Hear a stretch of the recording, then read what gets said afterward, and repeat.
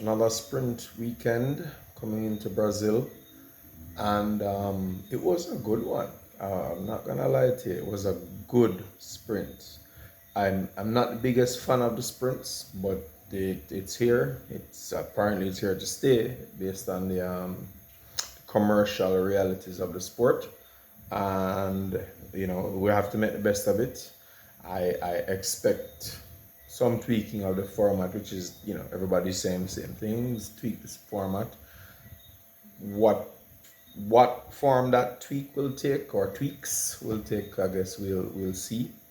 But as I said, not a fan, but every once in a while they throw up a good one. The twin one the other day, where it was Qatar, where it was split in two, was great. And now this one, pretty good as well. Lots of good passes. I mean, it was exciting. From lap one, everything was just happening. Mercedes was on fire at first, and Sonoda and Ferraris with Leclerc and Ricardo, and just everybody really. I mean, it was really really good passing in the midfield, especially. Um, Verstappen, the dominance is just, I don't know where it's gonna end. Yeah, the reality is that unless the other teams step up, he's probably gonna win a fourth championship, because the the principle of slowing them down, I'm fundamentally against. I'm on record as saying that the other teams need to step up. And in fairness, unlike during the Mercedes dominance era, where there was a freeze on the engine formulas, and so Mercedes kind of had a baked-in advantage. In this case, it's really the rules are free. It's just who interprets them best, and there's no limit on that. I mean, yes, there's a cost cap, but the cost cap is for everybody. And the fact is, the other teams need to step up. McLaren is showing good signs of it. Mercedes shows flashes of it. We'll see what materializes. I think before I get into the real results, I think AlphaTauri probably surprised a lot of people. I think myself included. I thought Mexico might have been a fluke. I already alluded to the altitude and the downforce being generated and stuff, and the fact that a number of other backmarker teams, for want of a better word, did well there. It could have been excused as a one-off, but today they were fast. I mean, Ricardo was fast, and Yuki was like on fire. No, Yuki's a guy I like. I mean, as I said, he wears his heart on his sleeve. You always get excitement from Yuki, even if he's dead last. This time he wasn't. He ran very well, drove maturely. I mean, when he was making that pass on Lewis, I think a lot of people held their breath based on what he did the last time. Nope, held, with Piastri. This time, did the right thing, made the pass clean, good drive. Full credit to him. Checo, good drive again, solid. Put some distance between himself and Hamilton in terms of the points. I think he's like 25 points now clear. I mean, that screw up in Mexico, which is epic, halved the gap that he had on Lewis. I think Lewis came to within 20 points of him. This is put back a little more margin. We'll see what happens tomorrow. But generally, very, very good racing. Verstappen really, I mean, he put on. You could hear when him and the engineer were talking, and they realized that Lando was kind of getting close. He just extended the gap. So clearly, he was really, really managing the tires. I mean, we talk about tire management a lot, but sometimes you think that people maybe use it a little bit as an excuse to mask performance deficits, whether from their driving or genuinely that's in the car. In this case, I don't think so. He genuinely had pace in hand, and when he needed to, he just extended the gap.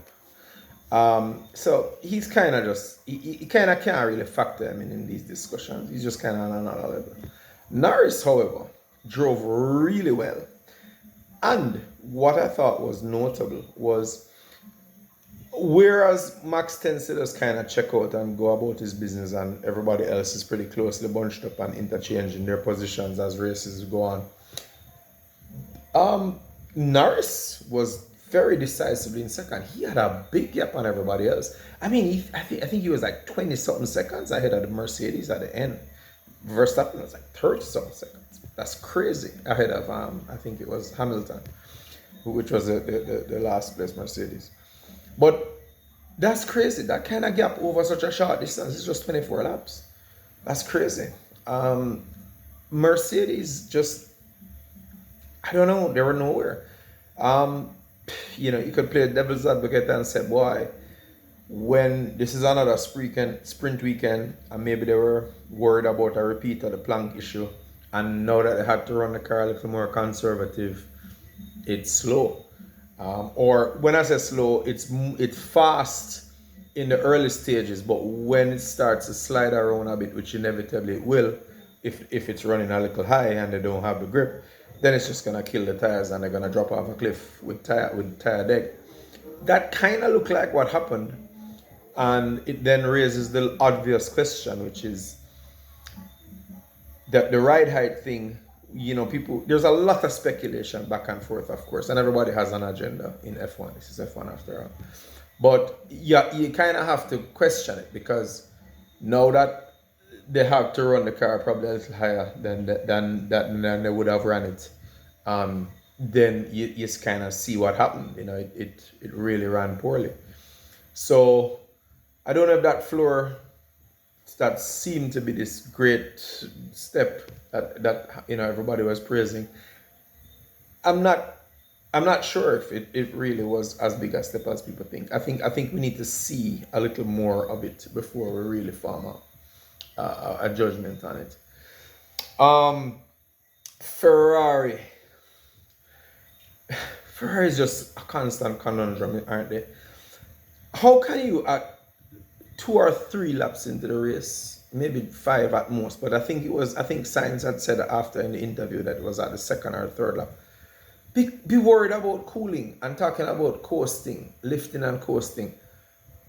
How badly can you miscalculate this thing? I mean, the cooling solutions with the blanking plates that cover the air inlets are not rocket science. Yes, there's some trial and error, and yes, there's some calculations, but I mean, for it to be so bad that you're starting to have cooling problems by the 2nd or 3rd lap out of a 24-lap race, is they just keep getting it wrong. And just imagine how much that plays on the mind of the driver, because every time you're in a situation where you need to push, whether you need to defend from somebody who is attacking you, like when Hamilton and Russell were attacking them, or when you need in turn to attack, like with Leclerc when he's attacking, it must play on your mind. Or is the engine gonna blow up, or is the team gonna come on the radio and say, hey, I need to back off? That, as a driver, that really must mess with your psyche.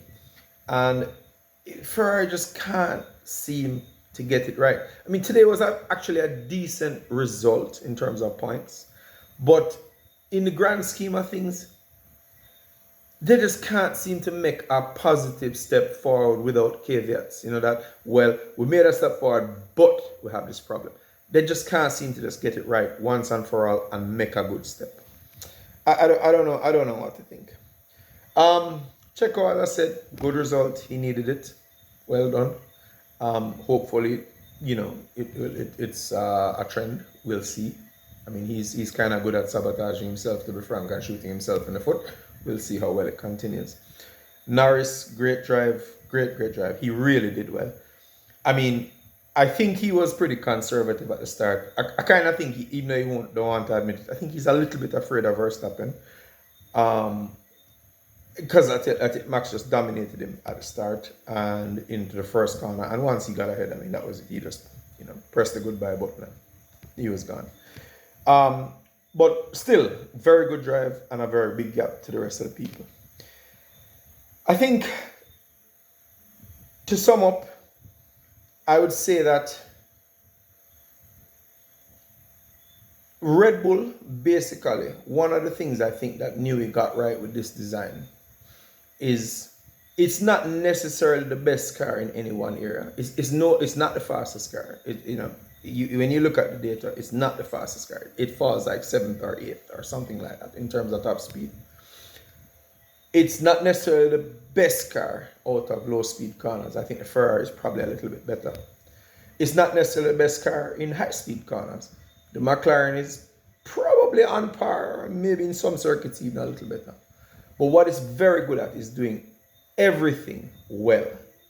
And because of that, it has a very big sweet spot, both for the engineers in terms of setting it up and for the drivers to come to grips with it quickly and produce good lap times. And that makes all the difference. It has this very broad spread of abilities. And that's a credit to the designer of the car, Mr. Newey. I mean, he's just brilliant. I think really and truly for next year, if we hope to have a competitive season, that's what we need to see from the other teams. The ability to, and it really is highlighted on the sprint weekends, because in the sprint weekend, because of the current stupid rule, which I don't like, they have this thing where you can't make changes to the car after the first free practice, and that's where having a car that has a kind of wide setup window where you kind of get it right or pretty close to right off the trailer, that's one of the big advantages that Red Bull has, and it really shows up on a sprint weekend. That's what we need to see from the other teams. We need to see them stepping up. As it relates to the sprint itself, I have my own ideas about what needs to be tweaked. I mean, again, we're not going to get rid of them. It's clearly a commercial success. I think that they're here to stay. So we just have to understand that and see how best we can work with it. I think my own, minority view is, if you're going to have the sprints, I hear people talking about this reverse grid thing. I don't know. They haven't really expanded on it. I don't have a problem with it in principle. But what I would say is that what you should do if you're going to have a reverse grid is you have one qualifying instead of splitting the qualifying for a sprint qualifying and a race qualifying. You just have one qualifying. That qualifying is for the race. However, it's also going to represent a reverse grid for the sprint. So you can't sandbag and try to go slow so you get a higher position in the sprint, because if you do that, you kill your chances in the race. And since more points can be gained from the race, nobody's going to make that, run that risk. So you're still going to have to do your best in that qualifying because you want the best grid position in the race. But it results in a reverse grid position for the sprint. Now, that can be tweaked. You can do that for the entire grid with the reverse grid. You may just select the top 10 qualifiers and reverse those. Those are details that can be looked at. But that's one of the things that I think I'd like to see. Another thing that I very firmly believe in is that you should have qualifying on Saturday and in the race on Sunday. This Friday qualifying for the race, Saturday for the sprint, then back to the race on Sunday, I think doesn't make sense. It dilutes it. And it makes it harder to follow it. It's harder to keep a track of it. I think you should have one qualifying. That qualifying should be on Saturday. It can be Saturday morning, or even if you have it on Friday. If it has to be Friday, then have it on Friday, but don't have a second qualifying then on Saturday. If you have qualifying for the race on Friday, you run the sprint on Saturday, and then you run the race on Sunday, so be it. Or you have practice, and then, and you have qualifying Saturday morning, and you run the sprint Saturday evening, and then you have the race on Sunday. Again, that format can be tweaked, but that's my general headspace on it.